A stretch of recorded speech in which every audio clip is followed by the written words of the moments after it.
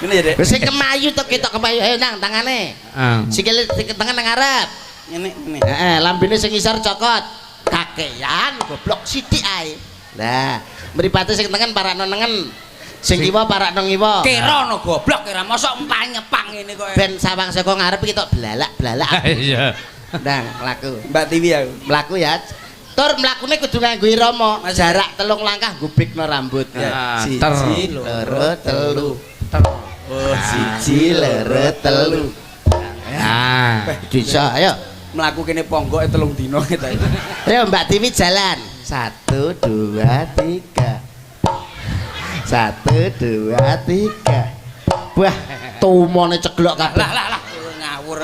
Wah anu mantap. Mbak Tiwi ketemu karo Mas Ferry. Iya. Deng tetetet. Mas Ferry ngelirik mak seret. Mbak Tiwi serot.